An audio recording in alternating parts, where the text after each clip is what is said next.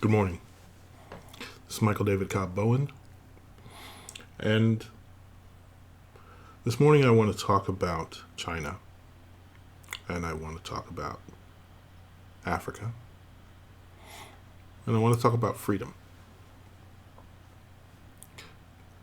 There's a long story here, but essentially the aim that I'm trying to communicate is what value I might have in talking about matters of personal freedom and society. As an American, to people outside of America, we all have terms, first world, second world, third world, that we toss about in our discussions about life. And I have an idea of what they mean to me, but I don't know if they're relevant to what people in other countries think of themselves or their societies, their countries, their people.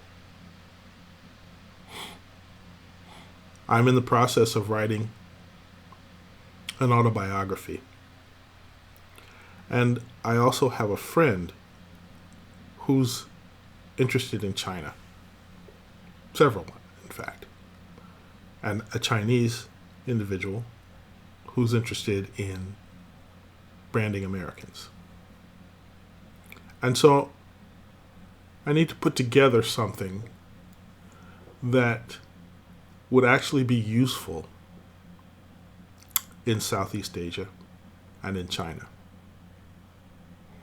And what I'm going to do is try to set up a theoretical framework that puts together aspects of my life that I think are useful or could be useful to hundreds of millions of people elsewhere in the world. The title of a working title of one of my biographies is Up from Freedom. And what I wanted to do in that is tell stories from my life that reflect the wide variety of choices that I've had and how those exceeded those of my parents and those of my grandparents, and generally fits in to a narrative that says I've been able to take advantage of certain things that my family has learned over the past 2 generations and been both successful and frustrated in leveraging those in society here in America. But I never seriously considered that I might be losing the freedoms that I had.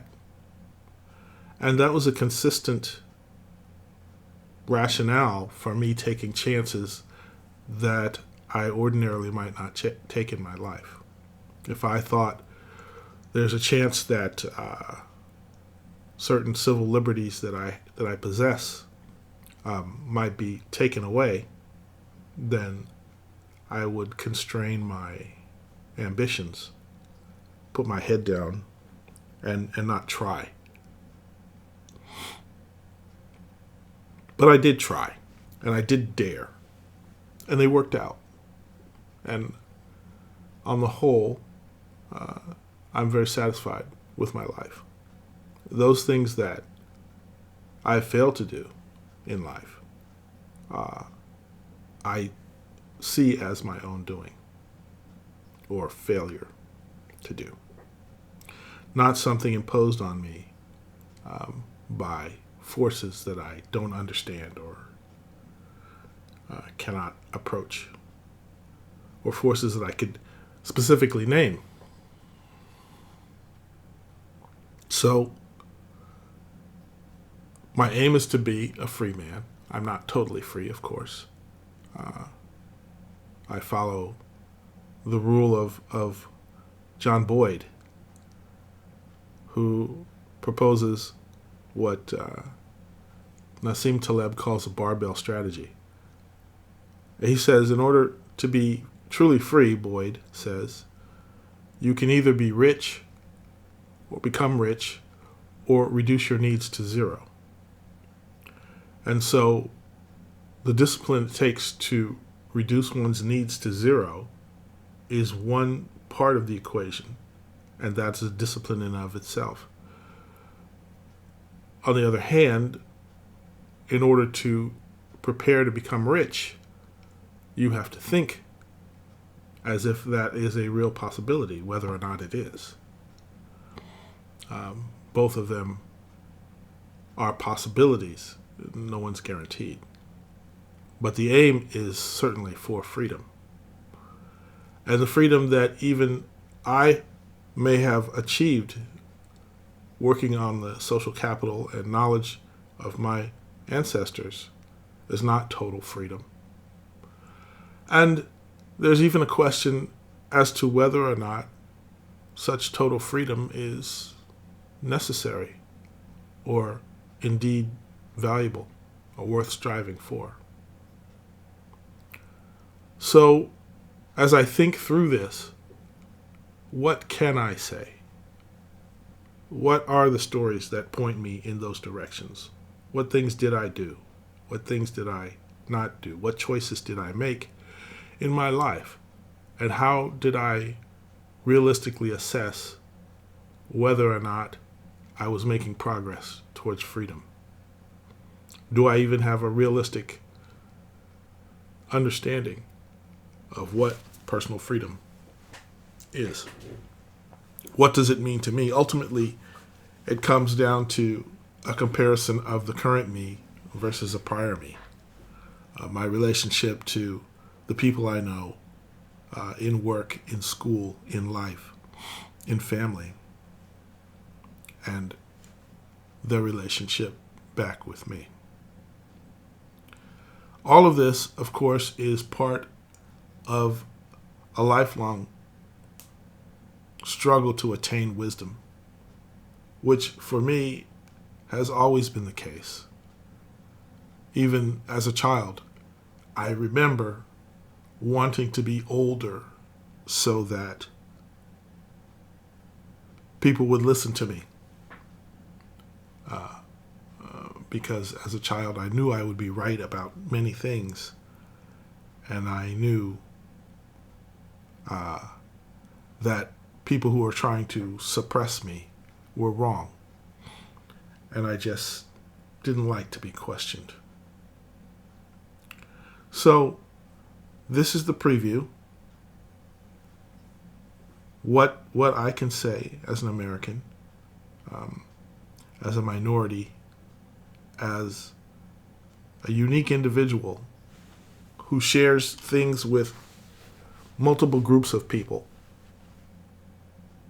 How do I emerge into freedom?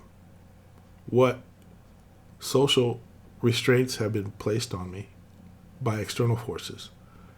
And what constraints have I placed on myself by a lack of expectation or poor expectations? And how do I move? How did I live? How did I survive? I think these are all interesting questions, and I'm certainly in the mood to share them from that perspective. And it's all about Up From Freedom. Now, Up From Freedom is not my primary and first autobiography.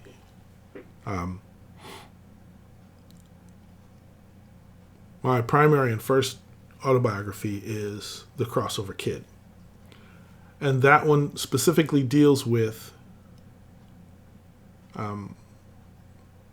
the way my upbringing exposed me to a wide variety of different cultures within America. And I like to redefine and legitimate the idea of tribes, specifically mimetic tribes, after a work of Peter Limberg, because I have moved from religion to religion, from ethnic identity to cosmopolitan identity, from residential neighborhood to urban neighborhood, to a rural mindset, and from political party to apolitical, from hood rat to nerd, to scholar. Just me moving all over the place, as I say, a monkey among many different trees. Some people are trees. They put down roots. They grow tall, but they don't go anywhere. And some people are monkeys, and they move from tree to tree. Or I could use bees and flowers as the same metaphor. What is one without the other? But I am certainly the one that travels, that tends to be transient. I'm an explorer. I'm an adventurer. I go there. And so the Crossover Kid is about that aspect of my life and growth. But it's not directly related to an end. It just describes why certain things that bother a lot of people don't bother me. And certain things that I see, most people don't see.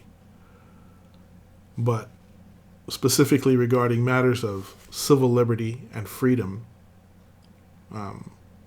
that's a separate, although not completely distinct, issue. Related, though, it is.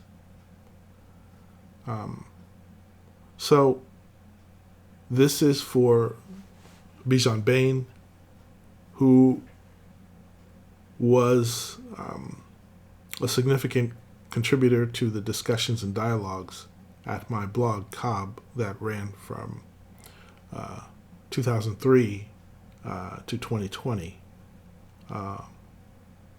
And that was when I was a black Republican representing the American political right from the African American perspective. So, and again, that was just a step. It was a step that that lasted for 5 or 6 years in my life, which I learned from and moved on, as I do in most things. So that's the scope of the idea of the prospect of Up From Freedom. So now let me throw a few things out there that I think will make it interesting. First of all, I grew up in a Black American and Japanese American neighborhood. And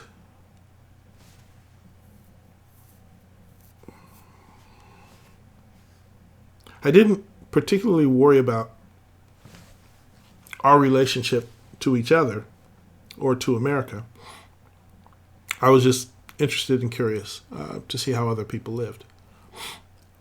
But to fast forward, I didn't start seriously eating Asian food. I know that's rather stereotypical. Until I was done with college. This was in my mid-20s. Sometime around when I was 25 or 26, probably later than that, I began studying the Tao. And I became interested in Japan in particular. In some ways it was inevitable because Japanese were making incursions in American economics and finance and business. And I was in a business whose primary competitors were Japanese. This was the the copier and printer market. I worked at Xerox. Our competition was Brother. Funny why that sticks in my mind. Brother, Canon, and several other Japanese printer manufacturers who were coming into the low-end market and changing the way that we did manufacturing. Kanban, just in time, that kind of thing. And during the mid-'80s, there was a great deal of press and concern about the American losing the Japanese market, or losing to the Japanese manufacturers in that market. So certain things Japanese became interesting to me, including films. Not so much manga, although Akira, the book by Otomo, was unavoidable. And of course, this being Los Angeles and the immersion of the Pacific Rim as a concept exposed me to Thai food, sushi, the various forms of Japanese cooking, from teppan to, teppan as one example. Bentos. I'm blanking here, sorry. And I began to study the Tao. And that had a deep effect on me in terms of, number one, putting myself out of contemporary context, whereas most of my friends were very much concerned about their image within the context of a post-civil rights generation of African Americans. I took that for granted and just said, hey, well, I'm going to be a Japanophile for a while. Fast forward to the early 2000s, and I had an association with a business partner, and we were aiming to make a business venture in China. And my partner went to Beijing on several occasions, and I began studying Mandarin, Putonghua, and I was also had the opportunity to work with a Chinese woman from Canada. She was a co-worker, and I fell in love with the sound of the language. And then when I finally studied it, I began to get the intonations and the rhythm. And I had assumed with some certainty that I would be working and taking my family to live in Beijing by the time of the Olympics. So I began refining my understanding, reading a couple books. Can Asians Think was a classic. And thinking about the way that Chinese think about themselves, and blending that with an understanding of pop culture and just my impressions of how I believed Chinese comported themselves. And actually playing ping pong with some older gentlemen at the local YMCA, one of whom was an importer of textiles from China through Nigeria back to China and over to America, and learning some of the economics involved in that. But my preparation was to be an IT director of a new American-themed casino and entertainment complex in Macau. I also knew a gentleman who has been very successful. He had success written all over him from the first, and he had also done business with Chinese manufacturers. So my experience is not deeply theoretical, but it did make me think a lot about the kind of prospects that I have in the United States, and the effect of the one-child policy in China, and how my business partner related the social repercussions of that over the years. And one of the things that he told me, which I think is significant, is the extent to which the single sons who inherited finally under a more capitalistic regime the businesses of their fathers wanted to emulate the success of black Americans with regards to personal style and being ballers. And that is a meditation on power and style. And it's something that I'm certainly intimately familiar with through my growing up and my young adulthood. So I think finally, for the past 10 years, I've been working in a small company, which is mostly Indian, run by an Indian gentleman, Indian American, and from Delhi, and Latin Americans. And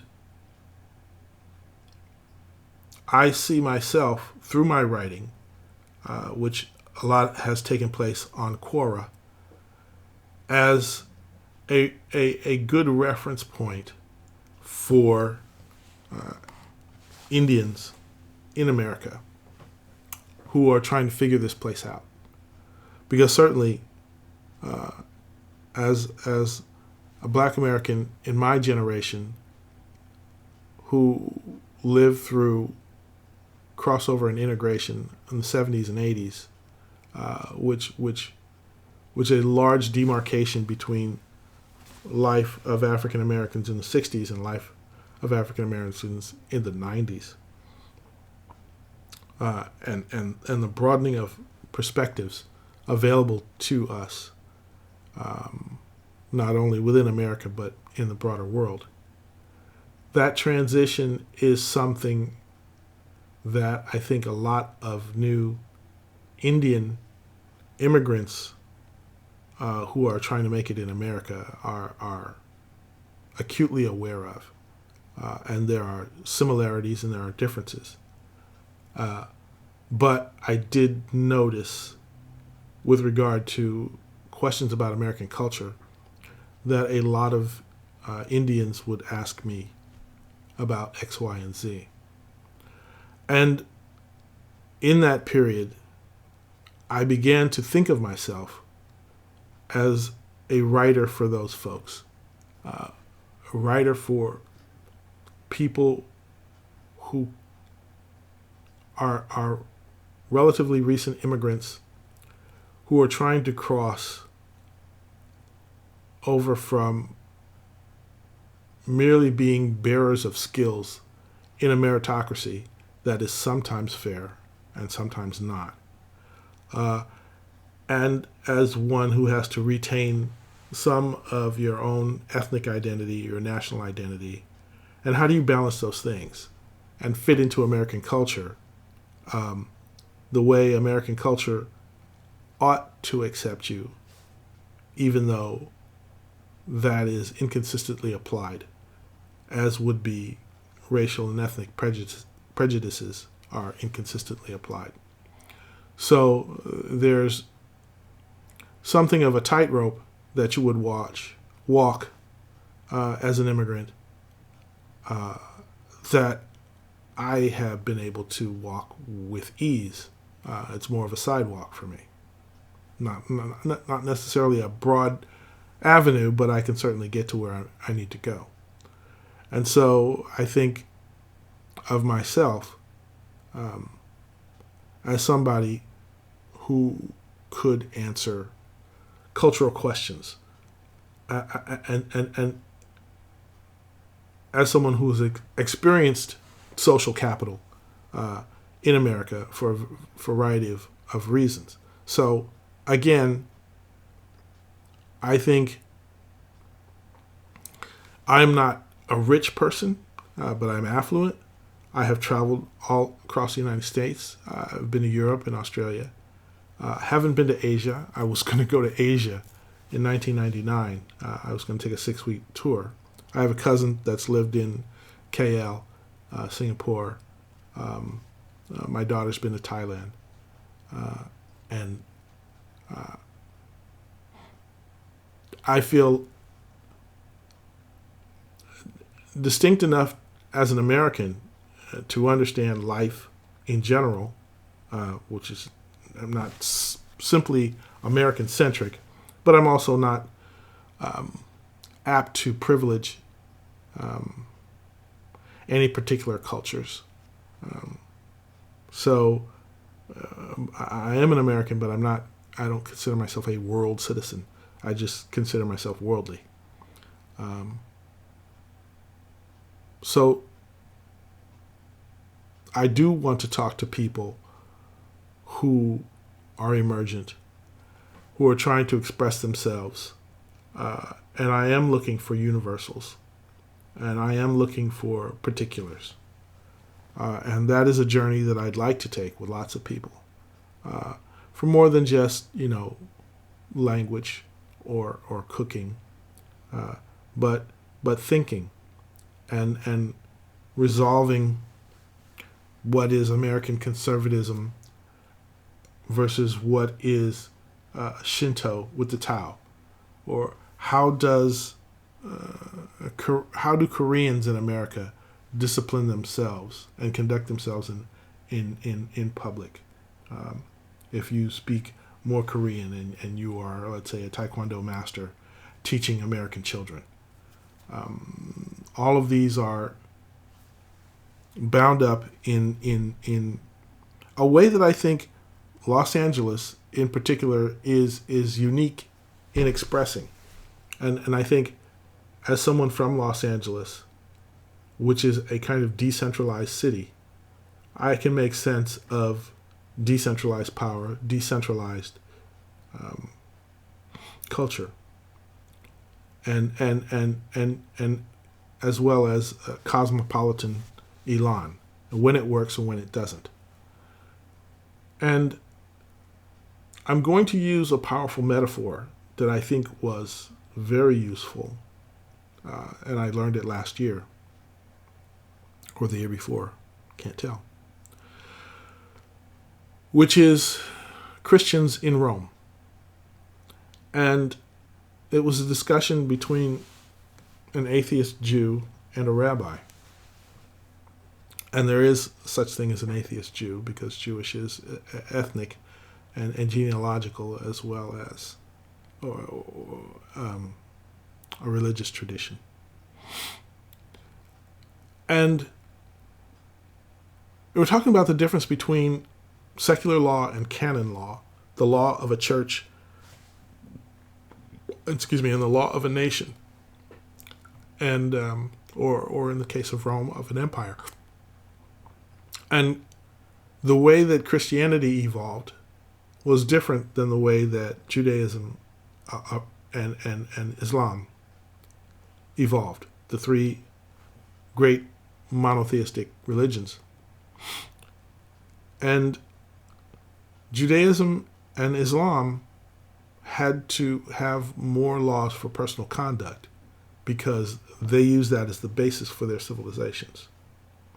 Whereas Christians were already in a civilization. The civilization was baked. It was the Empire of Rome. And Christianity grew up as a religion that started as a particular ethics within an established civilization. And so Christians have mobility that Islam and Judaism do not. And I believe that Taoism has that same mobility, and Buddhism has that same mobility. And in that way, they are similar to philosophies.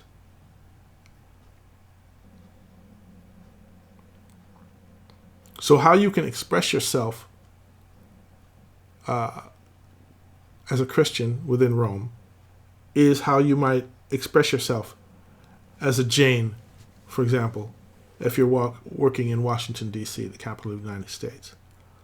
And there's certainly a well understood, by me anyway, set of parameters or degrees of evangelical presence. How much do you make yourself known as a Christian if you are deeply Christian? And my personal experience with that has to do with my Catholic education and my Protestant tradition, wherein actually my mother is evangelical and my father, as an Episcopalian, is not evangelical, and Catholics are not evangelical. And so how much do you express yourself as a Christian when you hold Christian values in a secular society? And some people do it completely undercover and you never know, and some people are in your face all the time. So there's a broad spectrum of expression, and you don't necessarily, you might not necessarily know when to put your cards on the table, as it were, and make your confession public. So this is has exhausted my ideas for the morning, but I wanted to put this out there first of all for me, just so I can say it and get accustomed to saying and understanding where I might be of some use being published in China or branded in China, and also in East Asia, and I'm thinking about my friend Tri Nguyen from Vietnam, very good friend of mine in the 80s. And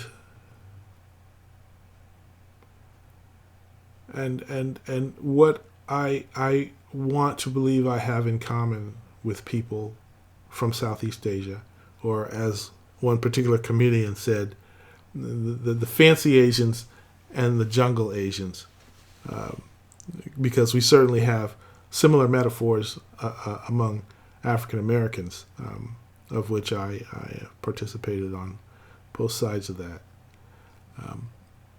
Anyway, that's it.